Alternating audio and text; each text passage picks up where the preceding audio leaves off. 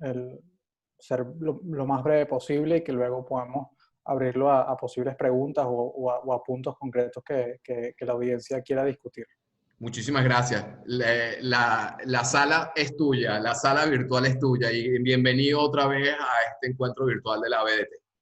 No, muchísimas gracias. Es un honor haber sido invitado por la asociación. Sigo el trabajo que hacen. Obviamente conozco a distintos abogados que forman parte de la organización. Nunca he trabajado directamente o muchos temas de derecho tributario. Me hubiese gustado hablar de algún tema tributario internacional, pero bueno, me pidieron este tema y creo que es un tema importante, un tema que sin duda alguna va a tener un impacto en Venezuela. Y es un tema bastante interesante porque Estados Unidos está viviendo un momento que diría yo que podemos calificar como bastante inestable, con una creciente polarización en su sociedad, cosa que los venezolanos conocemos bien desde hace muchos años. Y eso obviamente va a tener implicaciones en todo el mundo, y especialmente uno de los países en donde puede tener mayor implicación es en el caso de Venezuela, por las razones que ya tú adelantabas, ¿no? Pero bueno, no me quiero adelantar a ese tema. Creo que es importante hacer unas consideraciones generales sobre la elección. Eh, Solo a título informativo, estoy seguro que la mayoría de las personas conocen lo que voy a decir. En primer lugar, pues que la fecha de la elección es el 3 de noviembre. Hoy estamos a 28 de agosto, todavía falta un tramo importante. De hecho, las previsiones que se hacen usualmente empiezan alrededor, de forma formal, las previsiones, encuestas, etcétera, empiezan usualmente en el mes de marzo, mes de abril del año de la elección, así que diría yo que estamos un poco más allá de mitad de camino, y creo que esa es la primera reflexión a la que hay que hacer. En este momento no es ningún secreto que el candidato del Partido Demócrata, Joe Biden, tiene una ligera ventaja, pienso yo, aunque su posición actualmente es mucho mejor que la que tenía Hillary Clinton en el año 2016. Pero como decía antes, falta mucho y todavía falta que se concreten diversos temas que quedan pendientes y voy a tratar de comentar aquí, ¿no? Entonces, bueno, usualmente la elección tiene una fecha, que es el 3 de noviembre, donde la mayoría de los estadounidenses votan, pero desde hace ya un tiempo considerable, o desde hace mucho tiempo, los estadounidenses también han podido votar por correo, ¿no? Y eso obviamente este año, un año en medio de una pandemia, que ha golpeado muy fuerte a Estados Unidos, va a tomar una relevancia clave, sobre todo no solo por la pandemia y por la cantidad de gente que va a votar por correo, sino que eso pudiese llevarnos a un escenario, y creo que hay que estar preparados para esto, donde el 3 de noviembre, al final de la noche, no se sepan los resultados o nadie se atreva a declarar un ganador.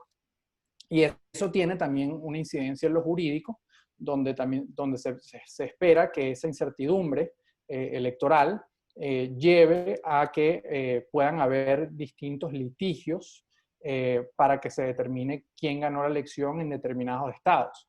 Estados Unidos tiene una experiencia bastante traumática en ese sentido. En el año 2000, en la elección que enfrentó a quien fuera luego presidente George W. Bush con el candidato del Partido Demócrata Al Gore, esa elección fue al final decidida por la Corte Suprema de Estados Unidos. Y obviamente el caso llegó a la Corte Suprema de Estados Unidos proveniente de una diferencia, una disputa en el estado de Florida, que continúa siendo un estado pues muy debatido, muy peleado entre demócratas y republicanos, y donde obviamente pues el tema de Venezuela tiene una incidencia importante, es prácticamente el único estado donde tiene una incidencia especial. Decir obviamente que también que estamos muy acostumbrados, creo que Estados Unidos quizás es el país más importante que no tiene un sistema de votación presidencial directa, sino la votación es indirecta. Se eligen a unos delegados del colegio electoral, y esos son los delegados que eligen al presidente de Estados Unidos en un acto básicamente de mero trámite. Eso en teoría está previsto que tenga lugar el 14 de diciembre, ¿no? se debería conocer ya antes quién es el ganador. Y para poder ser presidente de Estados Unidos, pues hay 528 miembros del colegio electoral. El número mágico al cual tiene que llegar alguno de los dos candidatos son 270 votos. Y eso obviamente es lo que entra en el cálculo tanto del Partido Demócrata como del Partido Republicano, teniendo en cuenta además que cada estado, producto del censo del año 2010, cada estado tiene un número distinto de votos del colegio electoral y por lo tanto hay estados que pesan más que otros fundamentalmente por su población, ¿no? Entonces, bueno, dicho eso, creo que ya lo decía antes, los grandes temas de las elecciones presidenciales del año 2020 es obviamente la pandemia que ha afectado a todo el mundo. Estados Unidos es uno de los países más afectados. Al día de hoy tiene 5.8 millones de casos y casi 179.000 muertes. En los últimos 7 días, por ejemplo, han habido casi 300.000 casos. Por lo tanto, en este momento, la pandemia no se avisora que se vaya a controlar en el futuro cercano. El presidente Trump dijo ayer que él esperaba que hubiese una vacuna a final de año y la realidad es que pues cada día se hace más certero el hecho de que la elección va a ocurrir sin que todavía haya una vacuna. Si hay una vacuna para el 3 de noviembre, eso pudiese afectar sustancialmente la elección, pienso yo, obviamente en favor del presidente Donald Trump. Los estados más afectados por la pandemia, y creo que eso es muy importante, porque aquí al final creo que usualmente uno trata de observar las elecciones presidenciales en Estados Unidos como una carrera entre dos caballos. La realidad es que las últimas elecciones o históricamente se ha demostrado que, sobre todo en este tipo de elecciones donde el presidente está sujeto a la reelección, al final la elección es sobre todo un referéndum sobre si el presidente que está en la Casa Blanca lo ha hecho bien o no. Y por eso es importante saber cuáles son los estados más afectados, que han sido más afectados en la pandemia. Uno de ellos es California, un estado completamente demócrata. Creo que no hay ninguna duda que ese va a ser obtenido. Todos los votos del colegio electoral, si los 50 y pico de votos van a ser para Joe Biden.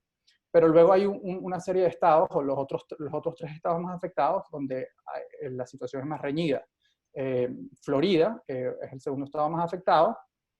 Texas, donde hay algunas encuestas que dicen que es posible, aunque es poco probable, pero es posible que se lo lleve Joe Biden. Yo pienso que no, yo pienso que al final lo va a ganar Donald Trump. Y otro de los estados más reñidos y que es cercano a Florida, que es el estado de Georgia. Y ahí también el número de casos es muy, muy alto. Entonces, bueno, aparte de la pandemia, hay otros grandes temas, ¿no? El tema del problema racial que ha de alguna forma explotado este año y que obviamente en una sociedad polarizada, como ya decía al principio, está llevando una gran discusión, ¿no? Una gran discusión donde el Partido Republicano y específicamente Donald Trump se trata de vender como el candidato de la ley y el orden, y los demócratas pues tratan de obtener la mayor cantidad de votos posibles de la población afroamericana que en cierta medida continúa siendo discriminada en Estados Unidos, y eso obviamente una muestra evidente de que eso lo tiene muy presente el Partido Demócrata es la nominación como vicepresidenta de la senadora Kamala Harris. Entonces, dicho eso, creo que el tercer gran tema es el tema de la situación económica. Si estuviésemos en un mundo donde no hubiese sucedido la pandemia, yo creo que a estas alturas no hubiese poca duda de que el presidente Donald Trump iba a ser reelecto. Su gran base electoral hasta mediados de marzo de este año era la buena situación de la economía estadounidense, una economía que ha crecido en los últimos años, no solamente desde el punto de vista de los mercados financieros, sino también el desempleo estaba en sus niveles históricos más bajos, y el presidente Trump a finales del año 2017 también logró avanzar una reforma fiscal importante que más que una reforma fiscal, una reforma impositiva, que bajó los impuestos considerablemente y por lo tanto eso se ha visto también como, se ha entendido que eso ha tenido un impacto positivo en el crecimiento, en el mantenimiento de esa economía en crecimiento. Pero ahora la situación ha cambiado radicalmente con la situación económica y pues entonces está la gran duda de si ese hecho, donde el desempleo ha crecido muchísimo y obviamente pues el crecimiento del Producto Interno Bruto estadounidense está cayendo, pues va a llevar a que Donald Trump no sea reelecto. Fíjense un dato muy interesante, y es que Donald Trump es un candidato a la reelección que sufrió un proceso de impeachment, un proceso de juicio político. Pero eso hoy en día no está no está ni siquiera en el tapete. Un dato curioso es que ni siquiera fue mencionado en la convención demócrata de la semana pasada. Y eso básicamente significa que ese proceso de impeachment no le hizo realmente daño al presidente Trump, ¿no? Habiendo dicho eso, pues quiero también comentar un poco cuál es la situación general en Estados Unidos y básicamente dos temas, ¿no? En primer lugar, ya hablaba de una creciente polarización y esa polarización se ha traducido también en que en ambos partidos y un poco más en el Partido Republicano, pues quienes se han impuesto en la política, en el escenario político, o quienes se vienen imponiendo son los extremos. Todo esto no es reciente, diría yo que empieza luego de la elección de Barack Obama, con el surgimiento del movimiento del Tea Party, que además tiene gran relación con temas tributarios, porque su propuesta central ha sido menores impuestos, una reducción de la deuda interna estadounidense y reducir el déficit fiscal. Por cierto, una propuesta usualmente conservadora y republicana, a la cual el gobierno republicano de Donald Trump no le ha prestado atención, porque el déficit fiscal en Estados Unidos ha seguido aumentando pues, a un ritmo vertiginoso. Pero bueno, surgen todos estos temas. También recordemos la polarización alrededor de si Barack Obama había nacido o no en Estados Unidos, una tesis a la que se sumó Donald Trump, etcétera, etcétera. Y por lo tanto eso ha llevado a un cambio del escenario político. Por parte del Partido Republicano, básicamente ha habido una especie de quiebre en el partido, donde los factores más moderados, incluyendo factores que en la elección del año 2016 dijeron que ellos nunca iban a trabajar con Donald Trump, pues básicamente han quedado relegados del partido.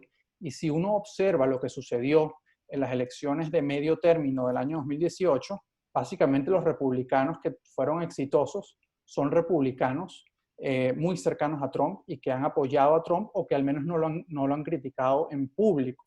Eso significa que al día de hoy el Partido Republicano tradicional, como lo conocemos o como lo conocíamos, ya no existe, pienso yo, sino que el Partido Republicano se ha convertido en el partido de Donald Trump. Y eso tiene también, pues, pienso yo que en menor medida, pero también existe, tiene su equivalente en el Partido Demócrata, que en este escenario de polarización ha surgido con mucha fuerza y ya desde hace algún tiempo, pues un ala de la extrema izquierda, que ha, por cierto, capturado la atención de una buena parte de los jóvenes estadounidenses. Los grandes proponentes de esa ala es quien fuera también el mayor contrincante de Joe Biden en las primarias de este año, Bernie Sanders, y también una congresista que está empezando, pero que se ha hecho muy famosa, que es Alexandra Ocasio-Cortez. Pero la realidad es que al menos por ahora, en el Partido Demócrata, yo pienso que se ha impuesto un poco la opinión de que para hacer frente a Trump, que además ha tomado un discurso pues de que lo que quiere el Partido Demócrata es reimponer el socialismo en Estados Unidos, etcétera, etcétera, pues quien mejor puede hacer frente a eso es la propuesta más de centro, ¿no? Y eso pues tiene su máximo proponente en Biden y también en Kamala Harris, ¿no? Que están mucho más cerca al centro político de lo que están hacia la derecha, Donald Trump y Mike Pence. Pero sí creo que es un asunto a considerar porque si gana Joe Biden, no estoy muy seguro que esa luna de miel de, bueno, vamos a de alguna forma bajar la cabeza y apoyar a Biden porque no aguantamos una presidencia o no queremos una presidencia de Trump, no sé si esa luna de miel pues va a durar mucho tiempo. Y básicamente, aunque yo pienso que un gobierno de Biden tendría un equipo pues del Partido Demócrata tradicional, del grupo tradicional centrista, muy parecido al equipo o al gobierno de Barack Obama, sí van a haber fuerzas que van a tratar de llevar pues a ese grupo hacia posiciones más progresistas o de izquierda. Habrá que ver si eso sucede, hacia dónde nos lleva, ¿no? Entonces, la elección, y creo que esto ya lo he adelantado un poco en lo que hemos hablado hasta ahora, enfrenta al Partido Republicano representado por Donald Trump y Mike Pence, que tienen una visión de país donde el buen estado de la economía es fundamental, en primer lugar. Básicamente todo vale a los efectos de asegurar el crecimiento del Producto Interno Bruto estadounidense, lograr mantener un desempleo lo más bajo posible, y también pues en esa propuesta económica pesa mucho el mantener impuestos bajos. Pienso yo que ese es el gran tema de Donald Trump, que recordemos tiene un origen como empresario y que llegó a la presidencia vendiéndose como un gran negociador. El otro gran tema, que es más polémico, más político, es el tema de la inmigración, y ahí lo que está tratando de hacer Trump, que además eso mueve mucho a su base dura, a los votantes que básicamente son fanáticos de Trump, es la construcción del muro, que ha avanzado, no completamente, quizás no se ha concretado como la prometió en su campaña electoral, pero es una realidad parcial al menos, y luego mayores restricciones en temas de inmigración, hacer más difícil la inmigración tanto legal como ilegal a Estados Unidos, y también lo que yo llamo una tercerización de la inmigración, que se ha traducido, y eso tiene un impacto importante en América Latina, en medidas de presión a países centroamericanos como México, Honduras, Guatemala, etcétera, para que sean ellos los que de alguna forma asumen la carga migratoria, y que esas personas que usualmente trataban de ir o trataban de ingresar a Estados Unidos, pues no terminen no llegando o no pudiendo ingresar.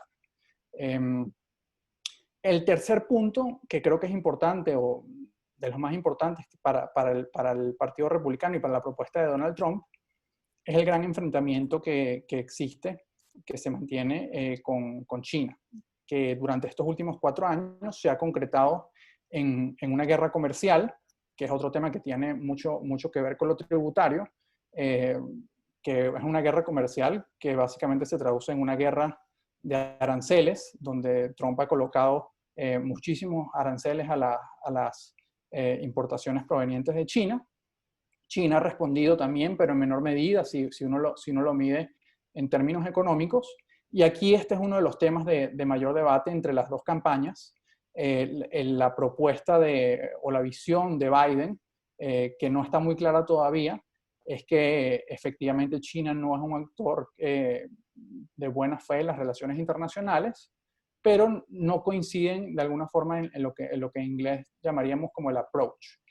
Es decir, Biden propone una visión donde haya mayor unidad internacional en la Unión Europea, países de América Latina, otros países asiáticos, hacia cómo frenar la influencia de China o las prácticas de China, que no solamente son desde el punto de vista comercial, sino también desde el punto de vista de robo de propiedad intelectual, prácticas desleales en términos de competencia, etcétera, etcétera, ¿no? Ese es uno de los grandes temas que hay. Y el otro tema que tiene influencia directa con respecto a Venezuela, sin meternos todavía en el tema venezolano, es la política con respecto a Cuba. Joe Biden ya ha anunciado de que va a tratar nuevamente de volver a la estrategia que intentó y que fracasó durante el gobierno de Barack Obama, aunque hay que decir que se trató durante muy poco tiempo, pienso yo, no, es difícil medir si esa es la estrategia acertada o no, que es pues abrir conversaciones nuevamente con Cuba y ver si eso puede llevar a algún avance, sobre todo para que la sociedad cubana se fortalezca, tenga mejores condiciones de vida y en consecuencia tenga mayor capacidad, mayor solvencia, exigiendo reformas en la isla. Ese es un tema bastante interesante y que yo pienso que va a dar mucho que hablar, sobre todo teniendo en cuenta que en teoría el segundo debate entre los dos candidatos va a tener lugar en la ciudad de Miami a mediados de octubre de este año y obviamente Venezuela creo que va a entrar allí. Trump básicamente lo que ha hecho es cortar comunicaciones desde el punto de vista diplomático, reimponer en buena medida sanciones, sobre todo al sector militar cubano, pero más allá de allí, pues creo que no hay mayor avance en Cuba sobre la situación. Es decir, obviamente Cuba está en una situación, el gobierno de Cuba, el régimen de Miguel Díaz-Canel está en una situación más comprometida fundamentalmente por el colapso económico de Venezuela, pero sigue estando allí, sigue controlando pues el país y además sigue teniendo un nivel importante de relaciones comerciales con países europeos. Así que tampoco se puede declarar que la política de Estados Unidos hacia Cuba durante el gobierno de Donald Trump ha tenido resultados exitosos. Entonces, bueno, dicho eso, vamos a hablar un poco del Partido Demócrata. La visión del Partido Demócrata también, en cierta medida, es como un espejo, ¿no? de lo que dice Trump. Creo que eso es un error que habrá que ver si le pesa o no al Partido Demócrata en las elecciones, porque, bueno, como decíamos antes, básicamente el Partido Demócrata es una coalición anti-Trump. Y de forma muy interesante, el Partido Demócrata, o Joe Biden específicamente, está siendo apoyado por republicanos tradicionales, como por ejemplo John Kasich, que fue candidato presidencial por el Partido Republicano. Lo vimos también en la Convención Demócrata cuando intervino Colin Powell, que es una figura del Partido Republicano tradicional, y también lo vemos con este grupo que ha surgido, que no sé supongo que muchos de ustedes también lo habrán visto por ahí, que se llama el Proyecto Lincoln, que básicamente son republicanos tradicionales, entre ellos el esposo de una de las principales asesoras de Trump, Kellyanne Conway, que están haciendo campaña abierta por Biden porque piensan que los efectos que pudiese tener un segundo término, un segundo periodo de Trump en la democracia estadounidense serían nefastos. Entonces, bueno, dicho eso, la propuesta de Biden es hay que frenar la caída de la economía y lo que dice Biden es que para poder empezar a recuperar la economía estadounidense es clave frenar la pandemia. Y obviamente ha habido muchas críticas hacia el gobierno de Trump en ese sentido, porque bueno, recordemos las reiteradas declaraciones de Trump diciendo que el virus no existía o que era algo insignificante que se iba a ir. Luego, obviamente, la tensión, digamos, entre política y el bienestar económico y lo que decían los asesores científicos de la Casa Blanca en términos de la cuarentena y de las medidas que había que tomar. Y luego el otro gran tema que está sobre la palestra en este momento es el tema de la lucha por la igualdad racial, donde pienso yo que el Partido Demócrata ha tratado de agarrar esa bandera, pero de alguna forma se le ha ido un poco la mano porque es verdad que distintas protestas se han tornado violentas, han habido saqueos en distintas partes de Estados Unidos, y el Partido Demócrata se ha visto un poco reacio a criticar eso, tratando sobre todo tampoco de capturar ese voto y no verse como también críticos a esas protestas, ¿no? Entonces yo creo que eso por parte del escenario netamente estadounidense. No sé si en este momento hay alguna pregunta antes de meternos en el tema de América Latina y Venezuela. Si alguien quiere hablar, puede hacerlo ahora. Si no, continúo con lo que va a ser, lo que son las propuestas de los dos candidatos en América Latina y específicamente en Venezuela. Si alguien quiere intervenir, aprovechemos la oportunidad que nos da Mariano, mientras además se rehidrata. Bueno, generalmente lo hacemos al final, Mariano. Si quieres, Vale. gusto continuar. Gracias. Sí, entonces sigo. Y voy a ser bastante breve. Si queda algún tema que a alguien le parece interesante, que vale la pena discutir y no lo menciono, pues lo hablamos al final, sobre todo para concentrarnos en Venezuela, ¿no?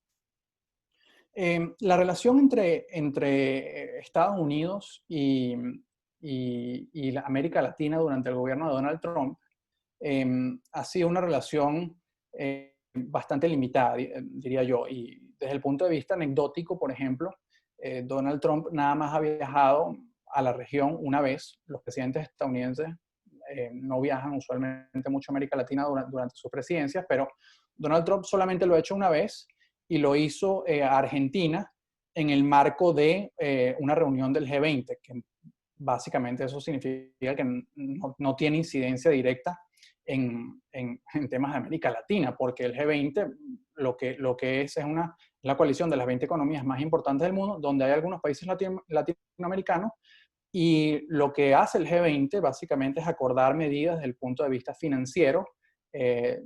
Luego de la recesión global del año 2008, 2009, el G20 o en el G20 es donde se han acordado distintas medidas financieras para tratar de recuperar la economía global y de alguna forma establecer una arquitectura financiera que permitiera o que impidiera que el mundo volviese a caer en una recesión de ese tipo. Entonces, dicho eso, la propuesta o lo que ha hecho el gobierno de Donald Trump con respecto a América Latina se ha centrado mucho pues, en una posición retórica bastante fuerte y en medidas usualmente en contra de tres países. De hecho, justamente lo que la mayoría de los países distintos a Venezuela, Cuba y Nicaragua le achacan a Donald Trump es que básicamente su política se ha limitado a esos tres países. Y ha dejado de lado pues, otros temas importantes como pues, el desarrollo económico, etcétera, etcétera. Y en estos últimos meses, en esta última semana, ya se empieza a ver a un gobierno de Donald Trump que aparentemente se ha dado cuenta de eso y ha presentado una propuesta más de corte económico que se llama América Crece. Obviamente fue presentada en Colombia, el aliado más cercano de Estados Unidos en la región, y que básicamente se traduce en vamos a hacer grandes inversiones en América Latina desde el punto de vista de tratar de convencer a empresas privadas estadounidenses que tienen operaciones en China, sobre todo, y en Asia, de que trasladen sus operaciones a países de América Latina y obviamente países con los cuales el gobierno de Trump tiene una relación muy cercana, que básicamente diría yo que son dos o tres. Colombia en primer lugar, Brasil, aunque últimamente han habido algunas diferencias, y en tercer lugar México, donde pues curiosamente a pesar de ser el gobierno de Andrés Manuel López Obrador, un gobierno de izquierda o incluso de la extrema izquierda, pues ha habido como un pacto de no agresión y una gran colaboración entre ambos gobiernos, sobre todo en el tema migratorio. Entonces, dicho eso, está la contramoneda de esa propuesta con América Latina, y esto es importante porque va a tener incidencia en lo que puede ser la política de un eventual gobierno de Joe Biden con respecto a Venezuela. El gobierno de Joe Biden se voltea y dice, básicamente Trump lo ha hecho mal. ¿Por qué? Porque ha dejado de lado de alguna forma el multilateralismo, y obviamente eso no es exclusivo a América Latina, sino en todo el mundo. Y entonces lo que hay que hacer es, más allá de una gran retórica y de medidas de presión, lo que hay que buscar es nuevamente a unir diplomáticamente, generar alianzas en América Latina y también poner la atención al tema económico. Obviamente que los últimos años en toda la región, en Chile, en Ecuador, en Colombia, obviamente en gran parte por la migración venezolana, en México, en Centroamérica también, el gran problema de América Latina sigue siendo que no logra una estabilidad económica que le permita pues, crecer.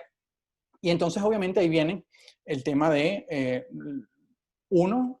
la política de Trump migratoria es una locura porque básicamente genera unas cargas excesivas en países que no tienen una institucionalidad, países centroamericanos, y eso lo que va a hacer es que en esos países la situación se vuelva más inestable aún y al final va a ser imposible contener a la gran mayoría de las personas de esos países centroamericanos que, viendo unas condiciones de vida muy precarias, tratan de ingresar a Estados Unidos.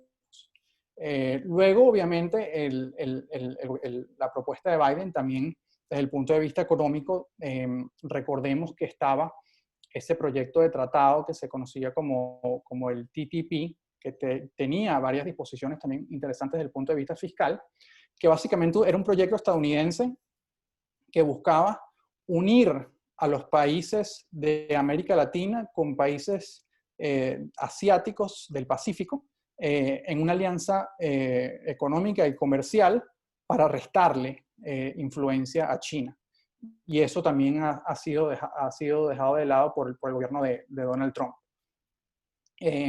Y finalmente, con respecto al tema venezolano, que yo pienso que es una crítica que tiene algún sustento, pero tampoco pienso que ha sido totalmente así, es que se le acusa al gobierno de Trump de que su política con respecto a Cuba, con respecto a Nicaragua y con respecto a Venezuela, básicamente es un cálculo electoral para asegurarse la victoria en Florida en estas elecciones presidenciales del año 2020. Yo creo que es muy poco probable que si Donald Trump es reelecto, de alguna forma u otra, se diga, bueno, diga él, bueno, ya fui reelecto, ya no me interesa nada de Venezuela, Cuba y Nicaragua, sobre todo porque mal que bien hay un cierto equipo detrás, pero es una posibilidad, es decir, no es un hecho que yo piense que tengo los elementos para descartar. Existe esa posibilidad de que, sobre todo teniendo en cuenta que las políticas que ha tratado hasta ahora no han tenido éxito en generar el objetivo de cambios de regímenes y de regreso a una transición a la democracia en esos tres países, pues en un segundo periodo Latinoamérica y Venezuela, Cuba y Nicaragua quede más en el olvido. Creo que es un escenario posible, aunque poco probable. En ese punto sí quiero destacar que uno de los grandes plomos, el plomo en el ala que yo le veo al gobierno de Donald Trump es la desprofesionalización de las instituciones, sobre todo el Departamento de Estado. Hace algunos meses escuchábamos al propio embajador, o se filtraban unas conversaciones del propio embajador colombiano en Washington, donde decía que él jamás había visto el Departamento de Estado en la forma en que está actualmente, donde se ha ido un gentío, porque básicamente lo que hay allí es imposiciones políticas, no hay debate, no hay espacio para que los funcionarios de carrera de alguna forma hagan su trabajo, y el propio embajador colombiano del gobierno de Iván Duque, que obviamente tiene excelentes relaciones con Estados Unidos, decía que el Departamento de Estado estaba básicamente pues muy débil, y creo que eso dificulta mucho cualquier esfuerzo internacional, no solamente con respecto a América Latina, sino en todo el mundo que quiera hacer el gobierno de Donald Trump, que recordemos además su gran base en tema de política exterior es America First, que significa vamos a primero tratar de procurar que a Estados Unidos le vaya lo mejor posible y después vemos cómo podemos involucrarnos o tratar de resolver temas internacionales. Entonces, dicho eso, y ya quiero dejar al menos 10 minutos para preguntas, llegamos al tema de Venezuela. La política del gobierno de Donald Trump con respecto a Venezuela empezó siendo una política bastante fuerte desde el punto de vista de las declaraciones. Creo que para nadie fue un secreto que Trump, que además tenía vínculos y conoce a alguna gente, algunos venezolanos, sobre todo como consecuencia de los resorts que él tiene en Florida y también grandes amistades históricas que tiene con venezolanos, como por ejemplo es el caso de Diego Arria, le vio una utilidad política al caso venezolano y esa retórica también la llevó a la acción. Es decir, no cabe duda que durante el gobierno de Donald Trump el gobierno estadounidense ha tomado medidas que yo pienso que hubiesen sido muy difíciles de concretar en una administración demócrata. ¿Por qué? Por varias razones. En primer lugar, porque un gobierno republicano es mucho más influenciable, y especialmente uno de Donald Trump, por los factores de oposición de los distintos países. Y creo que sobre todo a partir del año 2019, lo que sucedió y las distintas medidas que tomó el gobierno estadounidense fueron consecuencia, y eso se ha venido siendo más público, por ejemplo, con la publicación del libro de John Bolton, fue consecuencia de que la oposición venezolana le vendió la tesis al gobierno de Estados Unidos de que si reconocían a Juan Guaidó como presidente encargado y se formaba una coalición de países y se tomaban algunas embajadas y se congelaban unas cuentas, era muy probable que el régimen de Maduro de alguna forma colapsara por el descontento popular, por la pérdida de influencia internacional en América Latina, etcétera, etcétera. Eso no ha resultado ser así, pero lo que sí es cierto es que las sanciones o el régimen de sanciones o la respuesta por la violación a las garantías democráticas en Venezuela no empezó con Donald Trump. Tampoco hubo gran iniciativa del gobierno de Barack Obama. Más bien, las primeras sanciones son producto de una ley que aprobó a finales del año 2014 el Congreso estadounidense y que en el año 2015 llevaron a esa famosa orden ejecutiva de Barack Obama, que tuvo que ser dictada y por costumbre legal estadounidense tenía que declarar a Venezuela como una amenaza, y empezó a generar esas sanciones, sobre todo en un inicio personales, en contra de funcionarios del gobierno. Las sanciones de corte económico y más recientemente, o desde el año pasado, las sanciones secundarias, sí han sido pues tomadas durante la administración de Donald Trump, y empezaron a finales del año 2017 con esas sanciones financieras a las operaciones de compra y venta de bonos. Entonces, esa es una primera reflexión que quiero hacer yo. Creo que desde el punto de vista de la campaña de Donald Trump se escucha mucho de que los demócratas ayudaron a Chávez o ayudaron a Maduro, o que nunca tuvieron una respuesta. Creo que eso no es totalmente la realidad, pero sí es verdad que el Partido Republicano ha tenido una posición mucho más agresiva. Eso obviamente genera muchas simpatías entre quienes quieren un cambio político en Venezuela, o al menos en una parte de quienes quieren un cambio político en Venezuela. Y básicamente esa es la visión central de lo que vende la campaña de Donald Trump, que es con nosotros se asegura los venezolanos y la diáspora venezolana en Estados Unidos de que vamos a ser mucho más frontales en enfrentar a a la dictadura de Nicolás Maduro. Ahora, dicho eso, yo pienso que hay un consenso, tanto en el partido, un consenso bipartidista en Venezuela, y sobre Venezuela en Estados Unidos, y yo no creo que un gobierno de Joe Biden, si se llega a concretar, signifique un levantamiento inmediato de las sanciones. Más bien pienso que el cambio que va a haber, y de alguna forma esto ya lo ha asomado el propio gobierno de Donald Trump, pero no ha avanzado, es tratar de utilizar las sanciones existentes como una herramienta de negociación. Una herramienta de negociación que no exija como requisito fundamental la salida inmediata de Maduro, sino que básicamente a cambio del levantamiento de ciertas sanciones con algunas garantías previas, etcétera, etcétera, se trate de que en Venezuela se vayan recuperando parcialmente o aparentemente algunas garantías democráticas. Eso es muy difícil de hacer, va a requerir requiere un trabajo diplomático pues de revisión de esas sanciones y bastante profundo, que no es algo que pienso yo que se puede concretar en un corto plazo.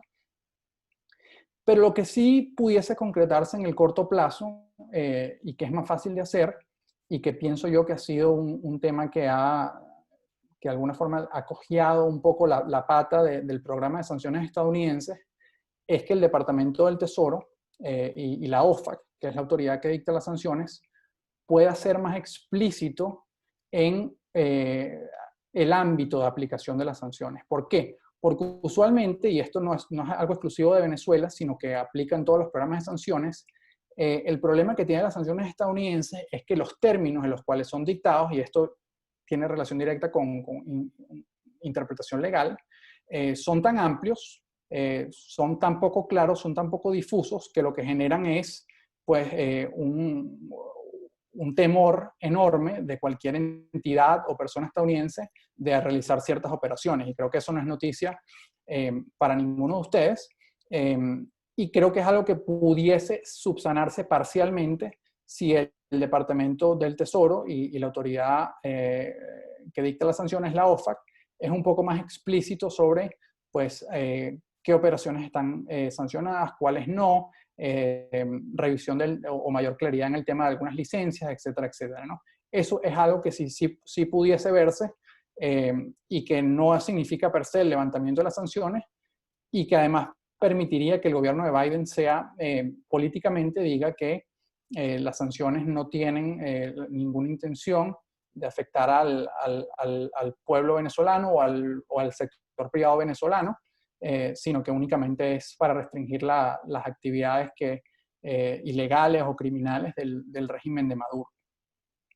Yo creo que voy a dejarlo hasta aquí. Vamos a abrir a preguntas y vamos conversando sobre otros temas si no hay muchas preguntas.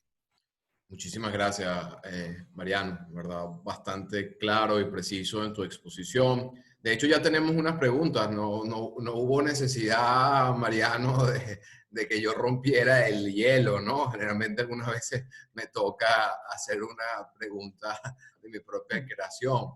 El doctor Gabriel Ruán, individuo de número de la academia, expresidente de la ABDT, nos complace que nos acompañe.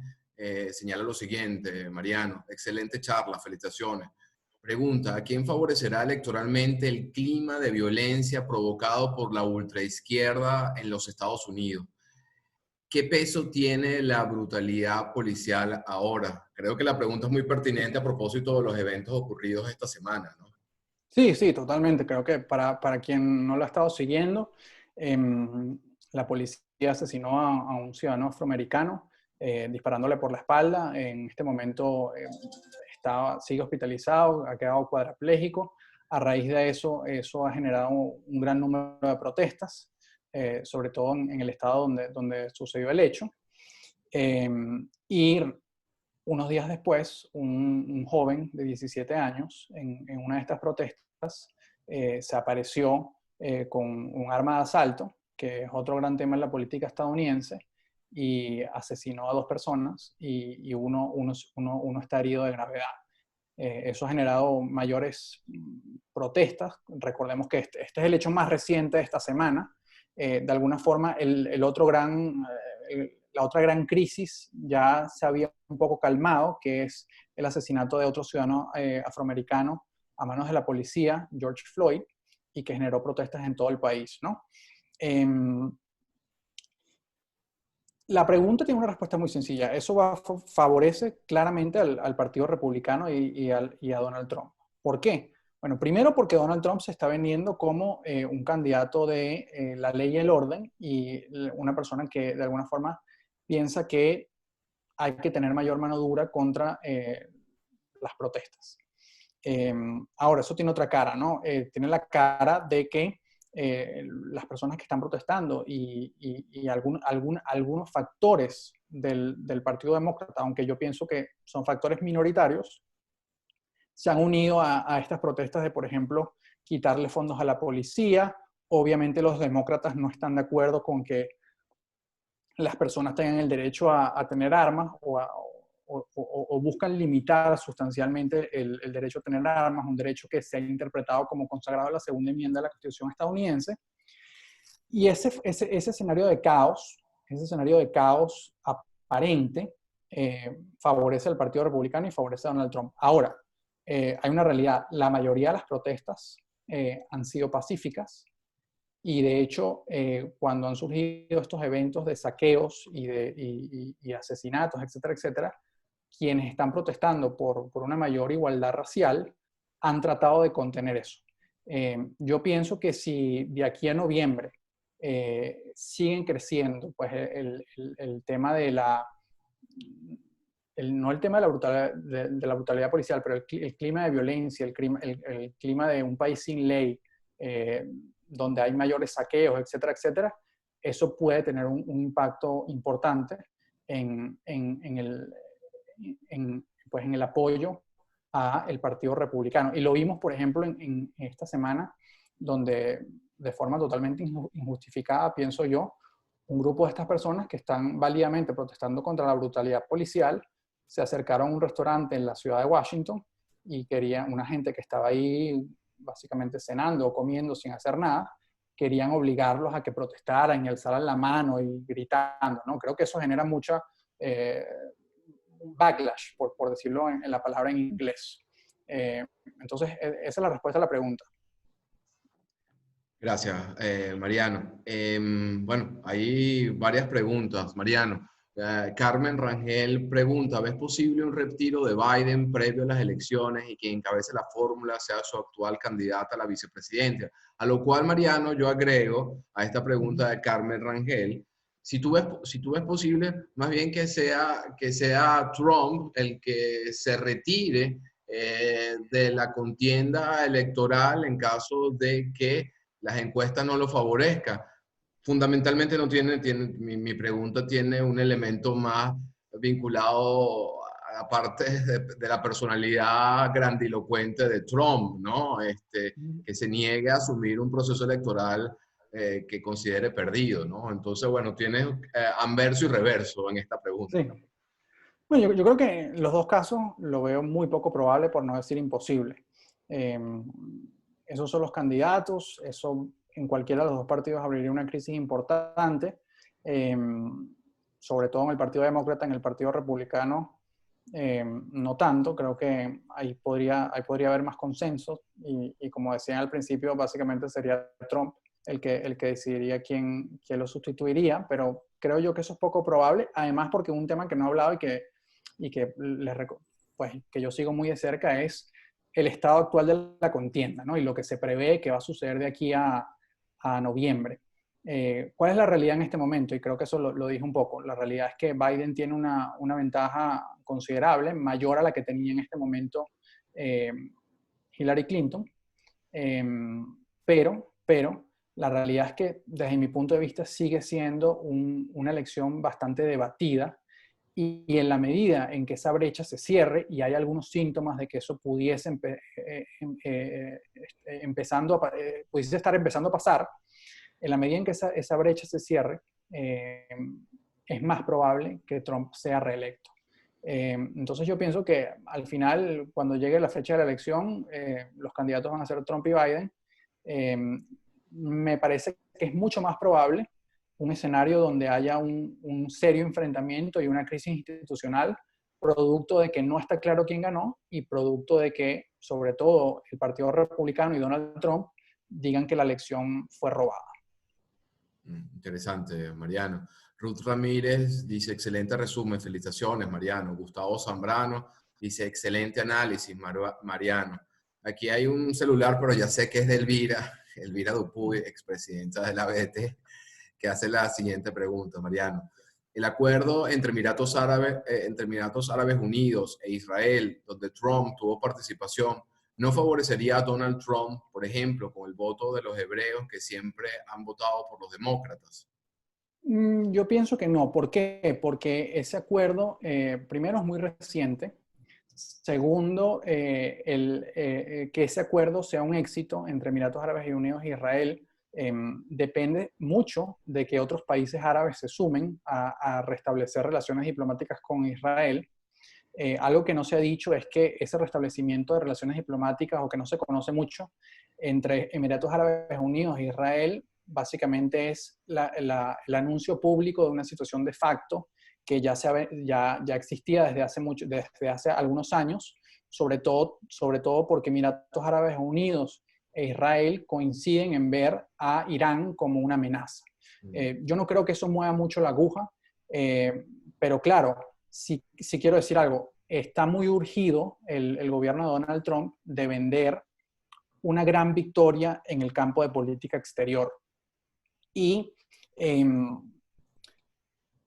yo pienso que están tratando de que sea ese tema. Entonces hay que ver, lo que hay que tratar de observar es de aquí a noviembre cuántos países más se suman a ese restablecimiento de relaciones con Israel. Y de hecho, para sumar o para abonar a la tesis de que no veo claro que eso influya mucho, parece que ese anuncio, ese acuerdo, no va por buen camino. ¿Por qué? Porque como parte del acuerdo aparentemente estaba de que Israel no iba a poner objeciones a que Estados Unidos le vendiera unos aviones de combate a los Emiratos Árabes, unos aviones que se conocen como los F-35. Eso es lo que estaba apalabreado. Pero hace pocos días se supo que ahora Benjamín Netanyahu, el líder de Israel, aparentemente ha dicho que él nunca aceptó eso y que no está de acuerdo, etcétera, etcétera, y por lo tanto ahora en este momento las relaciones entre esos dos países no están tan bien como estaban cuando se dio el anuncio. Gracias, Mariano. Mi tocayo Juan Carlos Fermín pregunta, buenos días, de ganar Biden y restablecerse las relaciones con Cuba, ¿esto no implicaría también una disminución del apoyo de los Estados Unidos a la transición democrática en Venezuela? Considerando que para Cuba es esencial mantener el actual status quo en Venezuela y que podría, como condición para el restablecimiento de las relaciones con Estados Unidos, el cese de las sanciones y presiones contra el régimen de Maduro. Bueno, a ver, este es un tema bastante complejo, interesante, creo que daría para una charla completa. En primer lugar, yo creo que el equipo de Biden está tratando de ver el asunto de Cuba y Venezuela, pues no de forma separada, porque tienen una gran relación, pero yo veo muy claro de que Biden va a continuar su reconocimiento a la oposición venezolana, a la figura de Juan Guaidó. Veo muy claro que las sanciones van a continuar. Los grandes cambios, y esto no lo mencioné, básicamente va a ser, Biden ya ha prometido que al menos en los primeros 100 días de su gobierno va a otorgar el estatus de protección temporal a los venezolanos en Estados Unidos. Y como sí mencioné, sí se va a abrir un espacio para que haya una negociación. Ahora, dudo mucho que esa negociación sea sin condiciones previas. Y aquí entra el tema de Cuba, porque creo que el Partido Demócrata y sobre todo el establishment demócrata, que estoy seguro que va a tener, el establishment demócrata durante la presidencia de Barack Obama, que estoy seguro que va a tener una posición muy relevante en una eventual administración de Joe Biden, aprendió de la experiencia que tuvieron con Cuba. ¿Qué fue lo que pasó? Barack Obama, pienso yo, pecó de ingenuo y de alguna forma él pensó que ese anuncio, que su viaje a Cuba, eso ya iba de alguna forma abrir la puerta a no solo una mejora de relaciones, sino que también a que Cuba de alguna forma hiciera algunas concesiones, etcétera, etcétera. Yo pienso que luego de la visita de Obama a Cuba, el régimen de Raúl Castro en ese momento se dio cuenta de que se le estaba saliendo la situación de las manos y básicamente aumentó la represión, trató de boicotear esas conversaciones, etcétera, etcétera. Y por lo tanto yo creo que para responder la pregunta, si hay un inicio de conversaciones por parte de Estados Unidos, tanto con Cuba como con Venezuela, un gobierno de Joe Biden va a ser flexible, pero sí se va a asegurar mucho que antes de levantar sanciones, antes de hacer grandes concesiones, vea en la práctica, en los hechos, que efectivamente hay una disposición a buscar alguna mejoría de las condiciones democráticas por parte de los regímenes tanto de Cuba como de Venezuela. Eso es muy difícil de hacerlo. Pienso yo que si tratan esa política, las grandes posibilidades es que fracasen. Pero ojo, que no lo veo tan claro como que llega Biden a la presidencia en enero del año 2021 y eso significa inmediatamente que, pues, que Cuba retoma todos los beneficios o todo el levantamiento de sanciones y medidas que existen. Recordemos además también que tanto en el caso venezolano como en el caso cubano, el Congreso estadounidense tiene un rol muy importante que jugar allí porque hay leyes que prevén la imposición de ciertas medidas y por lo tanto va a haber una contraloría importante del Congreso, que hay que ver también qué pasa con el Congreso en las elecciones.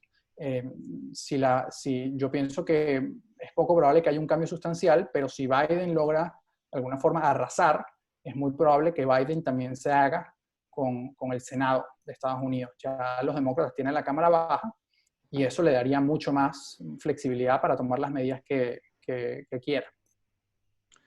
Gracias, Mariano. Jorge Raige, prevenido en la lista de expositores de nuestros encuentros virtuales.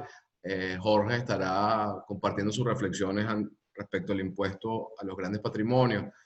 Señala lo siguiente, Mariano, excelente posición, felicitaciones. En los últimos días ha vuelto a sonar la posibilidad de que la administración Trump asuma una política más agresiva contra Venezuela, principalmente empujada por el senador Marco Rubio y con miras a asegurar el voto de Florida. ¿Has escuchado si estos rumores tienen algo de cierto o si hay alguna posibilidad real de materializarse? Sí, sí, son rumores que he escuchado.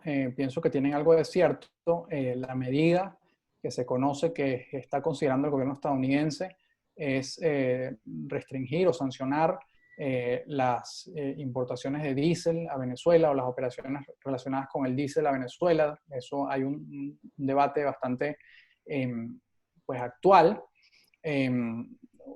Pero creo que es importante los términos en que se hace la pregunta porque menciona el senador Marco Rubio, que efectivamente es quien pues, tiene el oído de forma preponderante del presidente Trump, y no solamente de Trump, sino del Departamento de Estado, del Consejo de Seguridad Nacional de Estados Unidos, en temas de América Latina y especialmente en temas de Venezuela, Cuba y Nicaragua. Y el senador Rubio, hace pocos días, dio unas declaraciones bastante largas, explícitas sobre el tema de Venezuela, y quiero compartir algunas de las conclusiones que él hizo. En primer lugar, descartando de plano la posibilidad de una intervención militar, si es que todavía alguien está pensando en eso. Él decía que el público estadounidense no vería con buenos ojos eso, que hay ya experiencias pasadas de intervenciones militares que metieron a Estados Unidos en mayores problemas.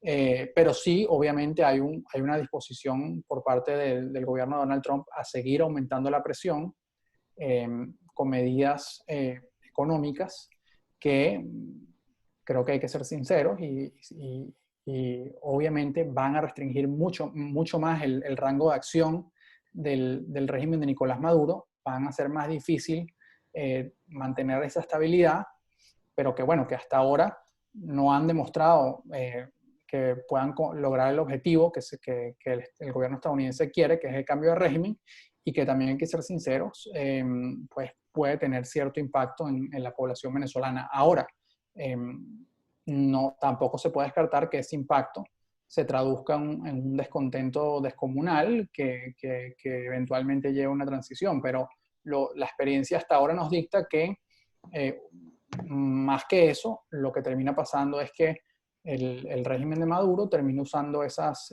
medidas para fortalecer su coalición interna y para tratar de vender internacionalmente que la pésima situación de Venezuela, que en realidad es responsabilidad del gobierno venezolano, termina siendo responsabilidad de Estados Unidos. Gracias, Mariano. Gloria Cortés y Arnaldo González te felicitan por su exposición. Yo quiero cerrar con dos preguntas muy puntuales. Mariano, abusando de mi condición de anfitrión y moderador de esto, y la verdad son muy puntuales. Uno, a propósito de la pandemia, a propósito del conflicto con el servicio postal de los Estados Unidos, ¿estimas que puede haber alguna posibilidad de diferir las elecciones presidenciales en los Estados Unidos?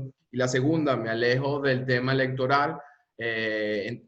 Entiendo que la licencia de la OFAC que permite la importación de diésel a Venezuela pudiese no renovarse. No sé si tienes alguna noticia al respecto, y abuso de mi condición de moderador para lanzarte estas dos preguntas. Sí, bueno, brevemente. A ver, en primer lugar, el tema de la posposición de la elección creo que es muy poco probable. Eso no depende del gobierno de Donald Trump, depende del Congreso estadounidense, donde no, si Trump busca esa carta, que obviamente el Partido Republicano lo apoyaría, pues se va a formar una gran discusión y va a ser muy difícil llegar a un acuerdo. Por lo tanto, yo creo que de hecho, cuando Trump lo asomó hace un mes o hace algunas semanas, personas importantes, congresistas y senadores del propio Partido Republicano, salieron descartándolo rápidamente. Así que creo que eso no es un escenario que yo tengo entre lo más probable. Ahora, obviamente siempre pueden pasar eventos extraordinarios, pero creo que no. La respuesta corta es no. Y en segundo es, ya lo decía antes, el tema del diésel está sonando con mucha fuerza que esa es una medida que va a tomar el Departamento del Tesoro estadounidense antes de las elecciones para que Trump pueda vender que sigue haciendo cosas por Venezuela, como efectivamente lo ha hecho. Yo creo que ya comenté en el marco de esta conversación algo que me parece que es muy importante, y es que el segundo debate de los 3 debates presidenciales va a tener lugar en la ciudad de Miami, por lo cual yo preveo, esto va a ser a mediados de octubre, por lo cual yo preveo que al menos en ese debate, el tema de Venezuela y el tema de Cuba va a ejercer un rol preponderante, y estoy seguro que los asesores de Donald Trump saben que los ayudaría mucho tomar mayores medidas para que el presidente pueda venderlas en ese debate. Además, medidas que muy probablemente pondrían a Biden en una situación bastante comprometida, porque si se arma ese debate en un debate presidencial, habría que ver qué dice Biden, porque la realidad es que si Biden fuese el presidente en este momento, yo creo que sería muy improbable que el Departamento del Tesoro estadounidense sancionara esas operaciones, porque hay un consenso internacional importante y también un sector importante en Venezuela que piensa que eso terminaría afectando más a la población venezolana que al régimen de Nicolás Maduro. Bueno, Mariano, te agradecemos la claridad, la serenidad, como nos has explicado estos temas sensibles, sin caer en altisonancias. Nos parece que el tono del debate, el tono de la explicación ha sido excelente. Ya serás un invitado permanente de este foro. Queremos darte las gracias. Gracias a todos los que nos acompañan en el encuentro virtual del día viernes. Los espero la semana que viene para conversar sobre moneda funcional, su reflejo en los estados financieros, efectos contables y fiscales, y les deseo buen provecho a todos. Nuevamente, Mariano, muchas gracias. Muchísimas gracias a la asociación Seguimos en contacto, quedo a la orden, muy complacido de la invitación y sobre todo agradecer a todos los participantes por participar y escucharme. Gracias, Mariano. Saludos a todos. Chao.